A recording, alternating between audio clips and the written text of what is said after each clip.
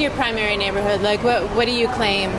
Um, Maybe the Tim Ward of New Orleans, a town around St. Thomas. What was the neighborhood like at that point? What It was going like on? any typical urban neighborhood, kids playing outside, block parties, stuff like that, corner stores, liquor stores, stuff like that. It's a normal, typical urban neighborhood.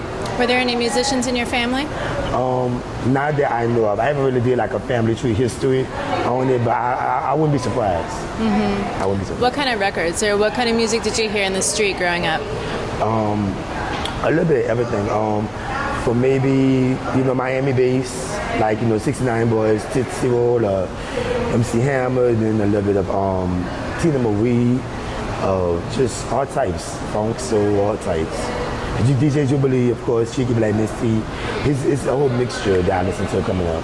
Who influenced you the most? Who did you look up to? I would have to say maybe DJ Jubilee. What about him? He's consistent, and he did a lot of music that I loved and listened to. And Cheeky Black, because that's where I get my ratchetness from, my raunchiness from Cheeky Black. So I think those two right there, they really, inspired me. What was Cheeky Black's influence? I mean, she was so influential. What was it about her? What was it about her music that was so special? Because she was so raw. She was no holds barred, raw, just rawness with it. And then when she grabbed a microphone and when she talked about something, it sounded just so right. And then, so therefore I think I loved it. And her voice is so raspy, like mine is and stuff, and therefore I think I love her so much. Has your voice always been distinctive? Yeah. Ever since I was growing up, at one time when I used to rap back then, it was a point where you couldn't understand what I was saying, and so I had to slow down my words and just get the speech right and things. But it always been distinctive, always. Since I was a young child, maybe at the age of 10, one time I wanted to sing because I used to have a little singing voice, but once I got introduced to bounce music, it was over from there. That's all I wanted was bounce music. Well, I wanted to be a bounce artist, a southern rap artist. That's all I wanted. And then when Katie Ray came out, who inspired me also, Katie Ray and Javaca, that's who made me come out my element of being like an in-closet person and stuff. I wanted to be like, Sissy bounce, funk, do the funk bounce thing. So. But Katie was kind of the first in terms of putting it out there and, being... Well, actually, yeah, Katie was kind of first, but I met Javaca first. Rapping, Vaca would do it from rapping, and things. And then I kind of heard about, he was the one to come out locally, all the way out with it. And stuff. But underground, I heard about Vaca first, and then Katie. What was your first time performing in front of people? Ooh. Doesn't have to be a show, maybe like in your neighborhood or whatever, first time you performed. The one I can remember, I think I was like 16 maybe, and I was at Celtic Reed High School performing. I was so scared, but they actually, crowd me on and support the whole situation while I was doing stuff. So it was nice. And so you got encouraged and you said, this is something I want to do? Yes. What's been, for your first time working with a producer, the first song that you ever produced that was produced for you, your first? Well, my first hit song, I would have to say, would have to be Yippy. But my major blow-up song was Consequences, and I produced, because I do have all my tracks myself. Like 95% of the tracks, I do it myself. So Consequences was a big situation for me, and I produced it myself, and I didn't think it was gonna be such a major hit that it became, but that song itself just covered the whole south of like the southern region, from Georgia, Florida, Houston, Texas, Mississippi, all the way down, and I produced that one myself. So Consequences is that major hit that I produced. How did you first learn to produce? I don't know. That's a good question. Where did you get the equipment? What did you work on? I learned about doing the beat machine at first, but then everything just got computerized, with the acid pull program. And I just sat there learning how to do it. Like, okay, do this. It just, I don't know how it came to me. It just, I didn't read about it because I'd be damned if I read a tutorial or something. But I just learned by just looking at things and and it just caught on. I think it was something naturally, it started happening. So, okay, so your first big show, like the first time that you performed in front of a big crowd, when was that? My major big crowd would have to be Super Sunday. I forget the year, maybe '08, maybe '07, '08. And that was like a big old crowd. Like it's outside and, oh Lord, I can't wait, maybe over 500 people maybe. And I was singing my song Consequences and everyone rapping it back. And I literally, as a performer, I had tears in my eyes because I can't believe there's something I wrote in my house. All these people know now. It was crazy. So I'm like, oh my God, I really done made it. It felt so good. It really did. It felt good. Describe to people who might not know or have never been, what's a New Orleans block party like? By this time, everybody should know. Everybody should know, but a good one is just a whole bunch of people enjoying themselves, coming out dancing, drinking daiquiris, doing the most, eating crawfish, and just feeling the beat, talking, socializing. It's like a festival, you know what I'm saying? But they just bent over twerking, point blank. Matter of fact, I just was at a DJ last Sunday that I do every Sunday in the 17th ward, and it got so packed that the police had to literally come and shut it down. But a good one is good. You're in a good spirit, good mood, and you enjoy yourself, point blank. You know what I'm saying? And that's what our party is. What about bounce? What is it about bounce in New Orleans that's so popular? Why is it so popular? It's that feeling. It's that feeling. You know, it's that beat. It makes you get up and just want to do something with yourself. You know what I'm saying? In a good way.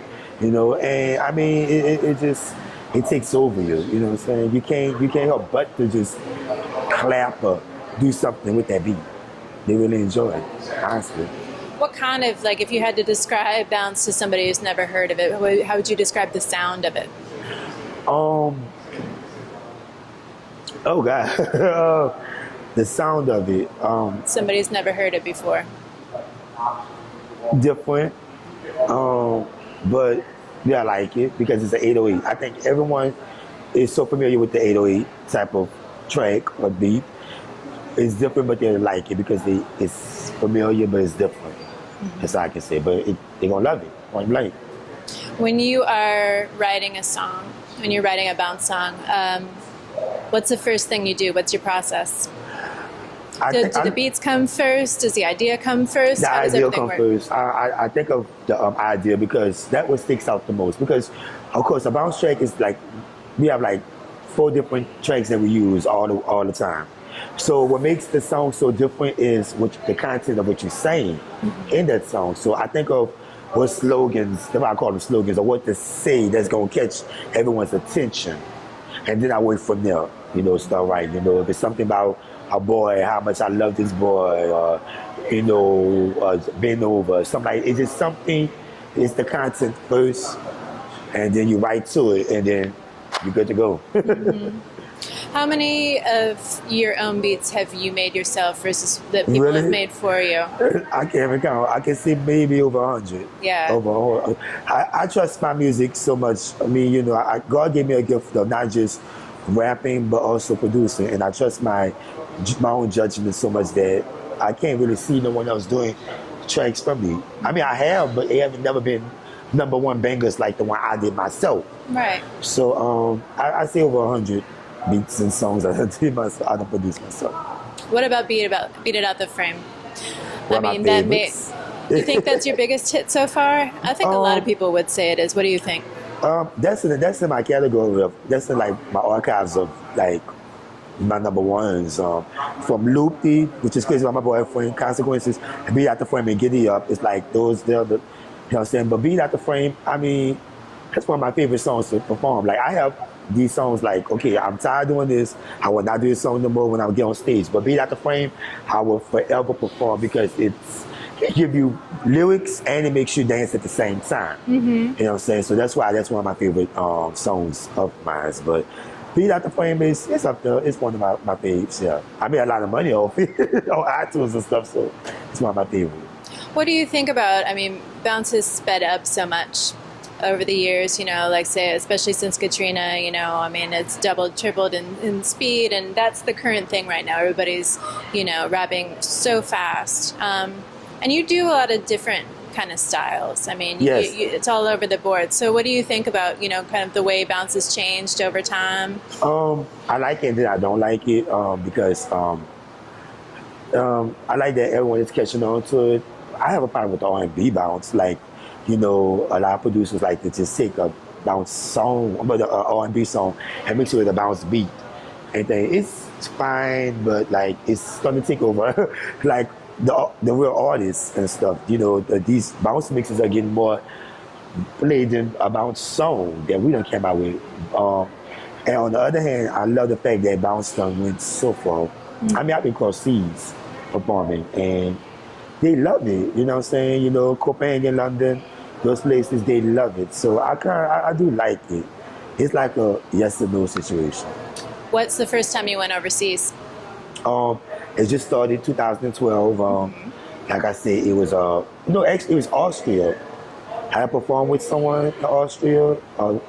I can't really remember. It's been like so long, but it was a different situation. I didn't think they was gonna like this type of sound that I was bringing to them, but they loved it. You know, I was on stage, well, people on stage to dance with me.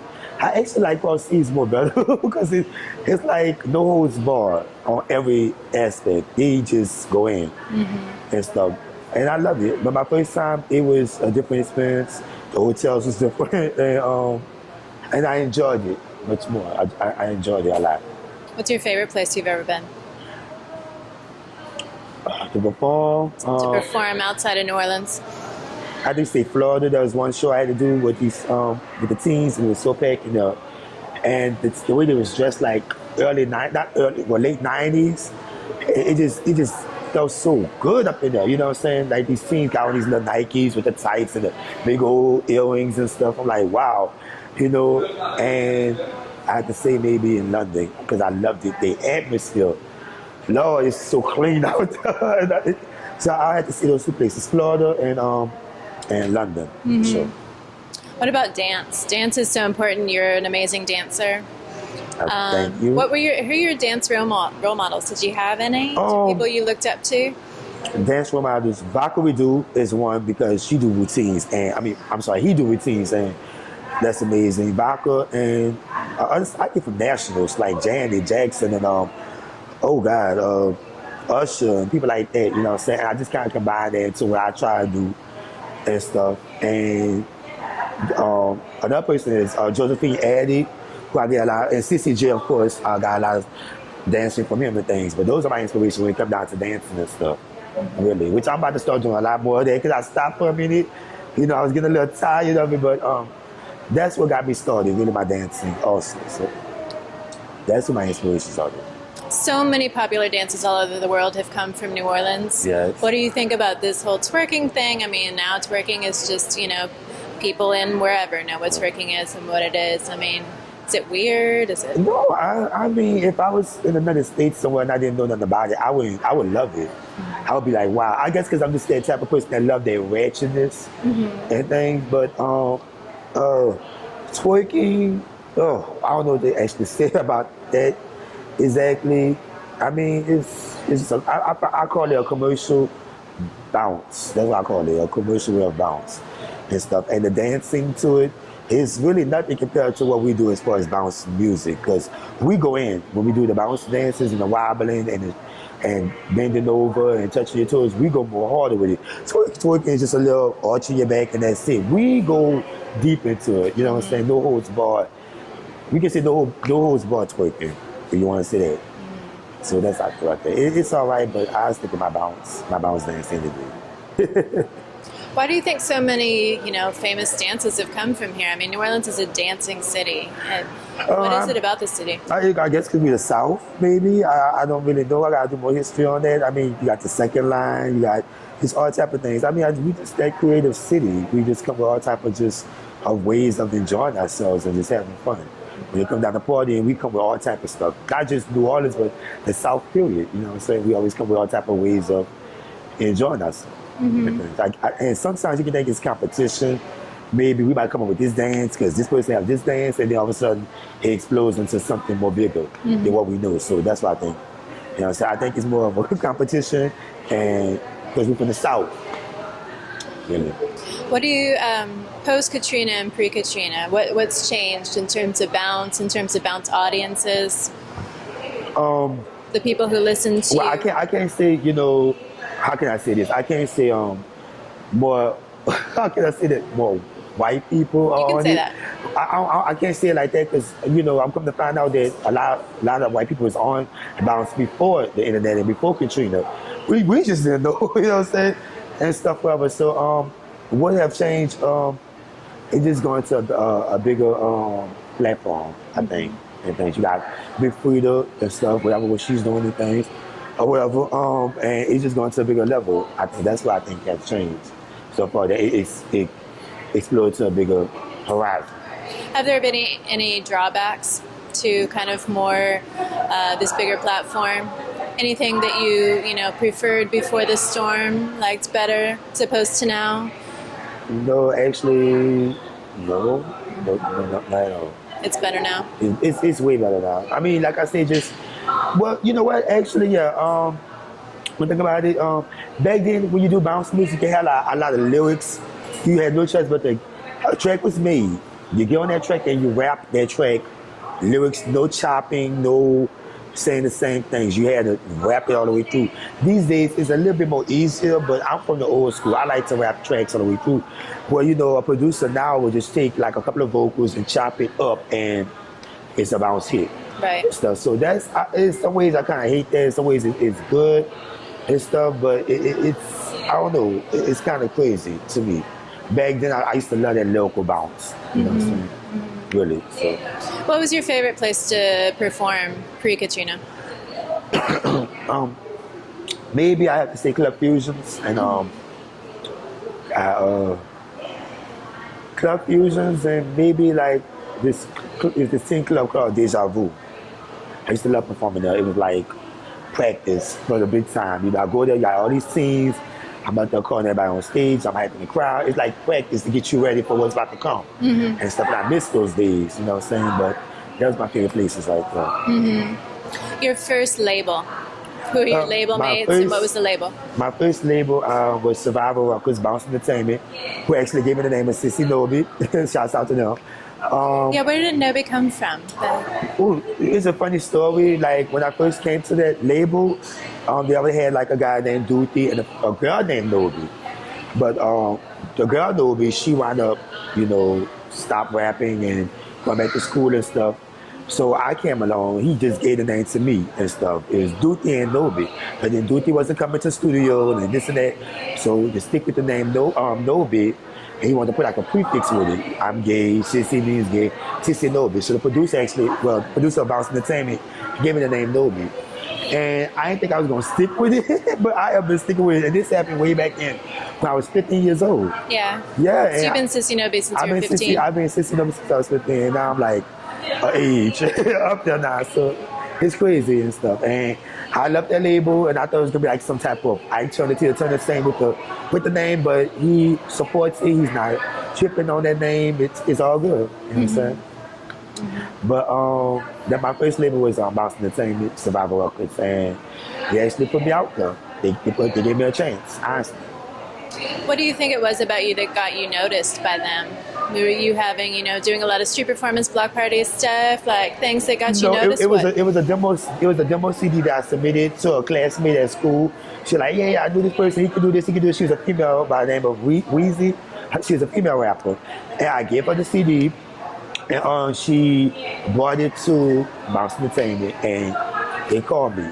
Cause my name before then was Miss Peaches. Yeah. That's my name before then. Like everybody in high school called me Miss Peaches and all that stuff. But they're like, no, that's not gonna work. That name's not gonna work. So you change it to Sissy Nobby.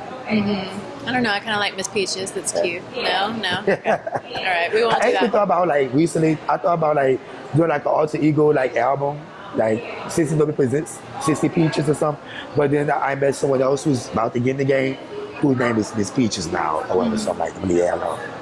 But let that go. Yeah, maybe not. Maybe not. It ain't gonna work. You've got Your videos, so many of them are kind of like movies. They're really cinematic. You know, you've got like a whole big idea. I'm just thinking about like the Psycho video and some thank others. you. You know, you've got like these cinematic kind of ideas that you bring into your work and these videos. You know, I mean, has it always been that way? Are you getting to the point now where you can really kind of transfer your visions into a video? Like have enough? I mean, anybody can do it now. I mean, okay, one of my favorite videos of all time, because she's my favorite artist, Pete. I saw the video, Please Don't Leave Me, and she did like this, what's that movie with, here's Johnny, she did something like that with it. And The Shining? The Shining. And it gave me an idea to do something like that with my situation, with my videos. I mean, transfer, you know, I'm doing bounce music, but you can show your vision a certain way in music video form. So, any video I do now, I try to like, I want to do it on a different, I just don't want to do like everybody just shake, you know, I want to show some type of vision towards it and things. That's why I did Psycho like that, you know, and you can see in the video where I'm strapped down and you see the messy Maya and that's my way of showing tribute to those two and stuff in that video and things. But I like to, show a different vision when I do my videos, my music videos. Yeah, it shines through it all.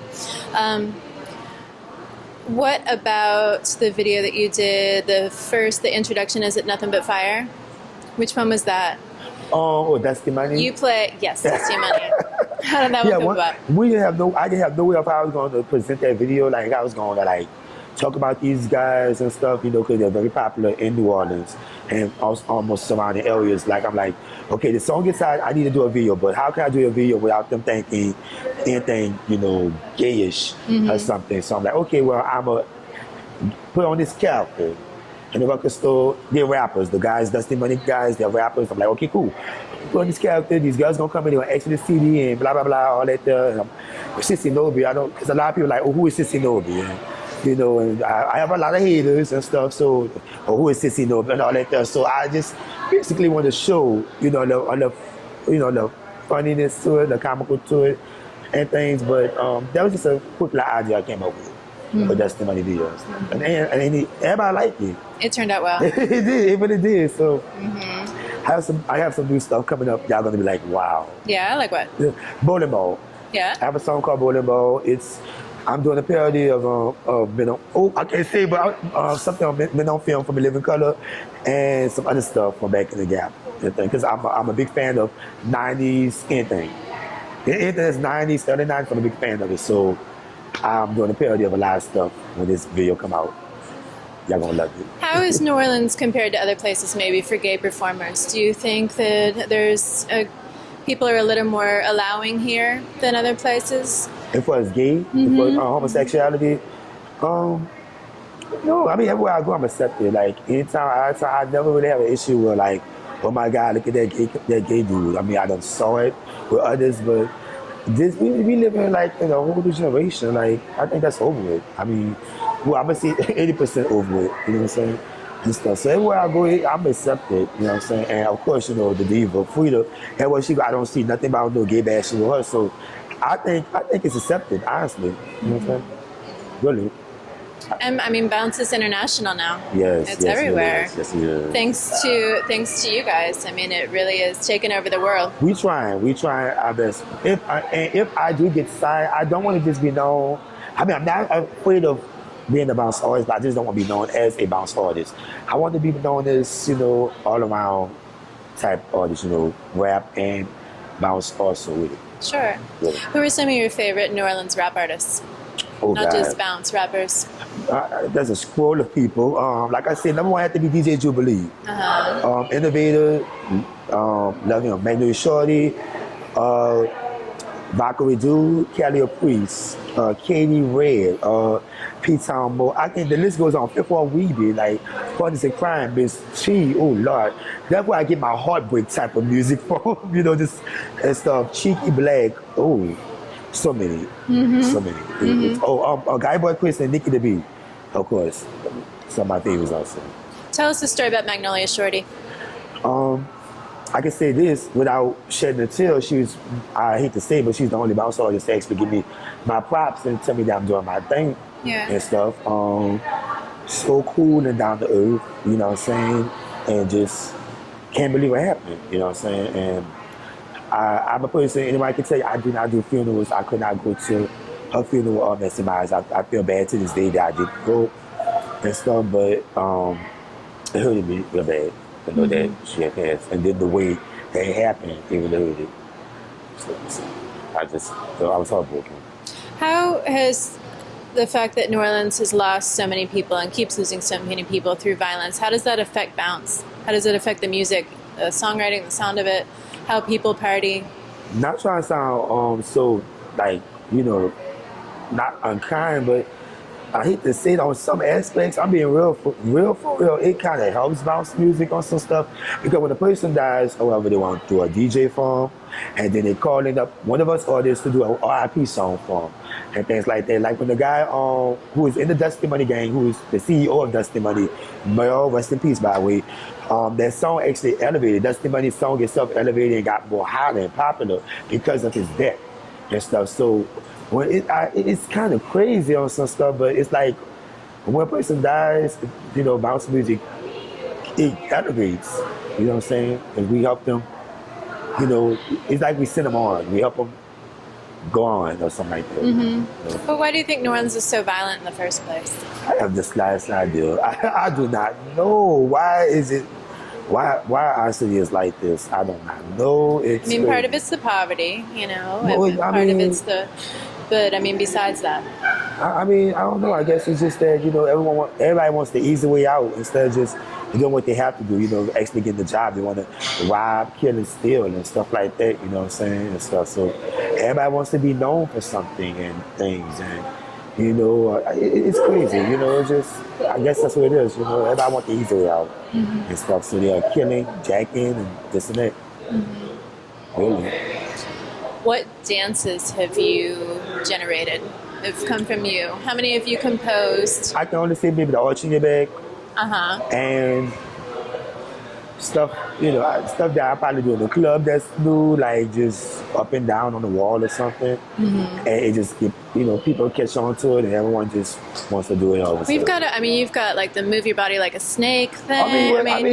You've got a whole bunch of the things. spinning top dance, they actually went a lot of places. Yeah, tell me about the spinning top. And the loop-de-loop stuff, but like stuff that they still do down here, like, you know, it's just almost moving up and down with your full body, stuff like that. So, you know, just you know, two little dances. It ain't really much I did. Excuse me. But Spinning Top, how did that song come about? What was the idea behind it? Do you remember where you were when you wrote it, all that stuff? I was at my house when I wrote the song. It was something about someone made a song called Helicopter, and so I'm like, okay, well, since we're doing dance songs, I'm gonna do something called Spin Top. Didn't really think it was gonna go nowhere, but it went far and stuff. I said, well, if we're gonna do this with it, you know, like it was just something that popped in my head to do and stuff. I think there's more in love with the video than anything than the dance. Stuff. The video was crazy and stuff. So. But it did catch on. Spin Top. Yeah, it did. Yes. In a big way, for sure. What are your goals for the next 5 years? Where do you want to be? My goals is to still travel and do shows and things. I'm actually trying to get a record deal, an actual international record deal. I feel like I'm known so much now, but I really do want to get a record deal, which I know is coming. And maybe a little sketch comedy, you know, stuff like that. That's what I'm planning on doing, and just living life, you know, enjoying life, and just continue to put out good music. Do you have a favorite New Orleans bounce song of all time? Oh God. Number one favorite? Right now, it had to be a Nicki. Mostly anything from Nicki the B. Yeah. Right now, like that's my favorite. He's came under me, but he's a beast. Honestly, like anything he make, maybe probably just a little nasty by Nicki the B. Had to be one of my favorite songs from him. But that's one of my favorite songs of all time right now. Were you around when Diplo was doing the video with him? No, actually, I was going through some things. I was going through some things at that time and stuff. But he reached out. Diplo actually reached out maybe like a couple of months back to me and stuff. But wasn't around then at the time. sorry. We just interviewed Bob Wayne this morning. Has radio been good to you, and has radio been good to Bounce in terms of, you know, playing it and encouraging artists? Is there still like a gap between how it's... I'm not dissing Q93 because I've been a big fan of Alta Angela and Wild Wayne and DJ Rose since I was yay high. Right. But I think when it comes down to Sissy Bounce, it's very, they will not play it. Okay, we have our own station on Saturdays, but that's not enough. We need, especially a person of my caliber, we need rotation-wise, more rotation and things. And I think they have a lot of music that fits their caliber to be on in rotation on Q93 and things. But we don't get that love like talking about it. I mean, I think it was forced. Social Shakedown was forced on them because they was getting a lot of feedback that Q93 don't support bounce music. That's why I think they did the Social Shakedown on Saturdays. I mean, I appreciate it, but you know, people that on a higher note, you know, like me and Frida and Key Black also, we need that spin. We put the city back on the map. I think we're half of the reason why a lot of tourists do come to the city and things, and we're not really getting that love like talking about, okay, sure, yeah, Social Shakedown, but we don't get no spins like everyday spins. Like, okay, for what we be getting, but what about the sissies? What about the punks that really go in the clubs? What about us? You know, so I mean, I really think they still can do more, honestly. That's just me. Yeah, it seems like it's headed in that direction. Excuse me, sorry. Maybe it seems like it's headed in that direction, maybe better. It may be, but I mean, hey, it could happen a long time ago, you know what I'm saying? I mean, I had so many songs that done went so hot without radio, but still, like, why haven't the radio caught on? You know what I'm saying? Why haven't they caught on and give me rotation and things, you know? So, you know. Where did you go for Katrina? Where were you? Right before the storm hit, I left and went to Houston. Not even thinking that it was gonna be this big impact, you know, it was gonna be what it did. I'm sorry, but I was in Houston. I was one of the first to come back to New Orleans, one of the first artists to come back and stuff to New Orleans, but I went to Houston also. I was in the dome and all that. I was actually staying with someone. They took pity on us, you know what I'm saying? But that's what happened. I was in Houston. And then how long did it take you before you came back? And did you want to come back? Yeah, because I was getting homesick because of bounce music, honestly. Like, you know, I got homesick. So I came back maybe in the end of, I have to say, September. Yeah, September. That's pretty early. Yeah. Yeah. Yeah, they still had a lot of lights off and the streets were still smelling some kind of way and stuff, but I came back. Yeah. What was it like? There was a lot of work and a lot of business was open. I had jobs and stuff, and clubs was trying to get back, so they're calling whoever they can get. I think that's what really helped me a lot, like the fact that I came back to the city first, and these clubs was like, well, we need a hype person. We need someone to do this and this and that. So that really helped me out a lot to get these clubs. While all these other artists that normally be in the clubs was out there trying to capitalize Houston, I came back home and capitalized and stuff and things. And so it really helped out a lot, honestly. It really did.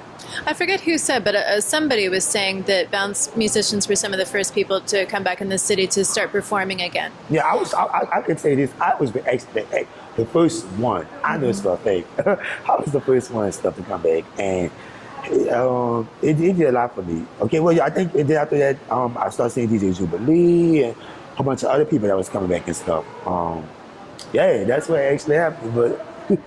Do you remember that first show right after Katrina when you came back? The first show had to be at Teen Club? Yeah, Teen Club in the West Wing. And by the time, you know, they had some teens coming and stuff, and it felt like home again. It felt like home again. I'm like, yes, you know, I'm glad to be back and stuff. It felt good. It was just a good vibe, a good feeling. Yeah. You have many, many shows. I mean, sometimes you do, 2, 3 in a night at different places? I mean, I've seen you I would say back in 08, 07, 08, 09, it was like that. Like, I was literally, like, running to each show, like, with my, like a chicken with his head cut off trying to get to these shows. I would miss some. I have to pay a deposit back. Things. it was a good feeling, but I was draining myself. I was actually draining myself. Now it's more settled. I like it like this more. You know what I'm saying? Weekends I'm doing shows. I have 3 shows on the weekdays. I like it like this more because that 4 and 5 in one night, I was drained. Yeah, I don't know how you physically do that. Yeah, I mean, because your shows, for people who haven't seen them, they're really, really physical.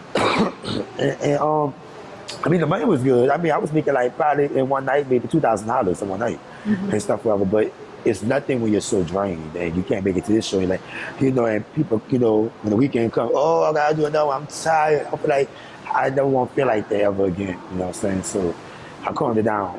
Really, I even tell my managers, like, look, I'm only doing like 2, maybe 2 in one night or 1 a night. I'm not doing all these shows. Sorry.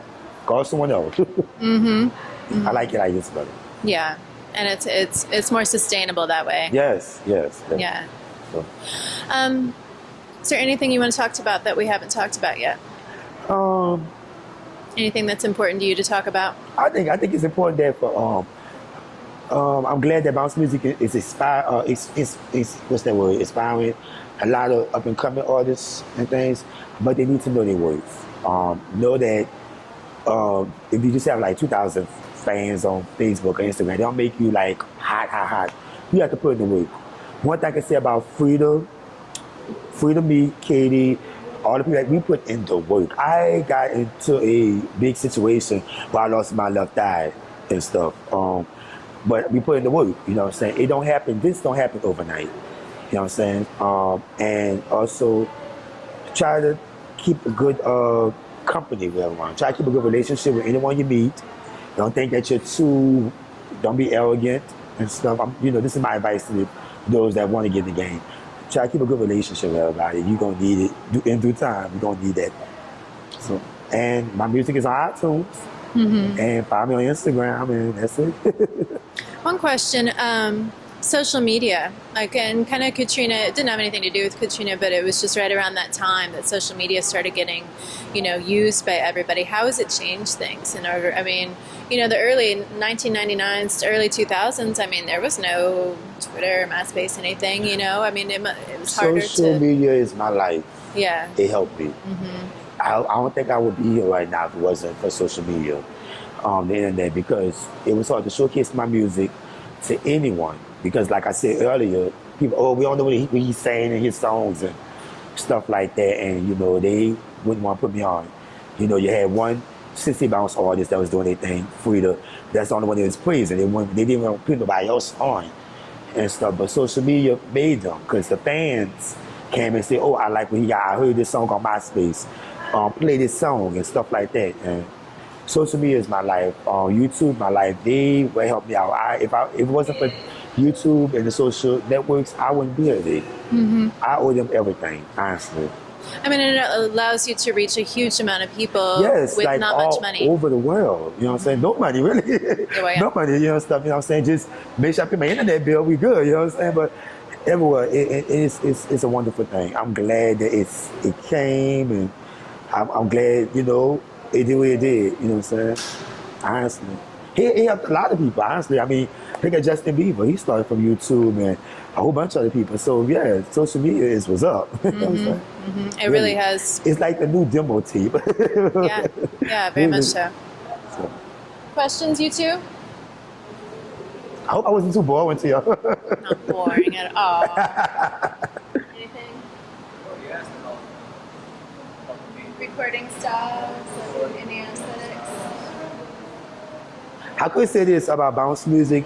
All right, like hip hop got subgenres now, trap and all. Me personally, I think bounce have that too. You got your raw bounce. You have your commercial bounce, which is really like something like chopper, not like something like that clean bounce. And then you have your dip, where you just dip in the club. You don't bend over or shake, you just dip into stuff. So it's like, I think it's 3 types of bounce. Your hardcore, your commercial, and your dipping. You know what I'm saying? It's subgenres of bounce music. And then for people who don't know, what are the building blocks? Like, what are the different kinds of bounce beats? Back then, we started out with Sugar Man drag rap by the Show Boys. One of my favorite bounce tracks, I didn't want to tell nobody, is It's Cameron Paul Brownsby. I did a tribute to him like at the Republic, like maybe a couple of months back and stuff, or whatever. You got the roll call beat, which is produced by DJ Dicky with C2K Records, but it's just basically a sample of what Manny Fresh did with the Cheeky Black beat. And so you got your Brown beat, the Triggerman beat, drag rap beat. You have your roll call beat, which is very popular, and now they're doing the Frida Now beat. We call it the Frida, which is in my system, but it's just loop. And it's a loop beat that we use now, and that's the. Oh, we also got the DJ Duck beat, which is drums and stuff like that, and cymbals and stuff, all that stuff, and that's basically it. But people are adding to it all the time. Yeah, they add like melodies and stuff, but those are the like basis beats right there that we use. What do you think the next trend in bounce is going to be? I mean, for the last couple of years, it's been real fast, real chopped up. You see any kind of new things that are coming out? Coming and stuff. I'm a little frightened of it, but I'm hoping for. Okay, you got Iggy Azalea, who's what they call a white bounce. She's Australian, who just came out as the famous white girl in hip hop. We about to have a white bounce artist. I see it. I think it's gonna be nice, but I think I'm a little scared because he might get like a more exposure than us. You know what I'm saying, for it and things, but. Long as he just pay homage to who really he or she pay homage to this, I'm all down for it. But I think that's gonna be the next trend, a white bounce artist, really. Was it weird after Katrina, like having all of these kind of white clubs open up on St. Claude, like Always Lounge and everything? Was it weird to perform? Yeah, because I never knew. I honestly never knew that that white people be into this type of music because it's so gutter. So I'm thinking they're into like Three Doors Down and stuff like that. I love them, you know what I'm saying? So I mean, but I actually started finding out that they was fans of our music before we even, start doing their clubs or even before the storm. We just didn't know. Yeah. You know what I'm saying? And that is a big thing. That really is. So it's weird, but after a while I got used to it. Yeah, definitely weird. Yeah. Is there any way they act differently than black? They show more love. They show more love and stuff. Not really. When it comes to shows, they very hype and they dance just like everyone else. Like our hood crowds and stuff. So it's all good. Yeah. They did not enjoy themselves. Yeah. Really, and I love it. So that's good. I got it. Yeah, who does your, well, he did a lot of his own production. What about that one right there? What is it? What is it about the boat? Round and Around. Round and Around was produced by DJ Dicky. Let me see, that Cheeky Black beat, that's Manny Fresh. What is it? That was produced by me. So like some of the early work was still produced by me, and 2 or 3 tracks were produced by the producers. What is it about bounce, Nobby? What is it about bounce? No, Jesus, I couldn't even tell you. Like when you hear that beat, you just gotta go in. That right beat, you just have to just do something. Really, it's a good song. It's still, we were listening to it in the car. That's what, 10 years old, longer. 12 years old. It sounds contemporary. I mean, it's still, the production is good. Yeah. It's, you don't hear that many things from 12 years ago sounding really fresh, and it still sounds fresh. Well, I don't know if you've listened to it lately, but no, not that in a minute. However, honestly, since I've been doing so much bounce, I don't really listen to it. Like, don't get me wrong, I love my bounce, but I don't really listen to it as much. I'll be on my pop and stuff like that and things. If there was bounce music I listen to, it would be Vodka and Nikki the Beat. That's the only ones. And Westbeck Eric. That's it. None else. And when you're in your house, just hanging out, what do you listen to? What's your normal day-to-day music besides bounce? Oh, right now, oh God. Like I say, Pink. Pink, I am a big fan of Pink and Rihanna, them, and just a lot of early 2000 type music. Yeah. Yes. All right. We're good.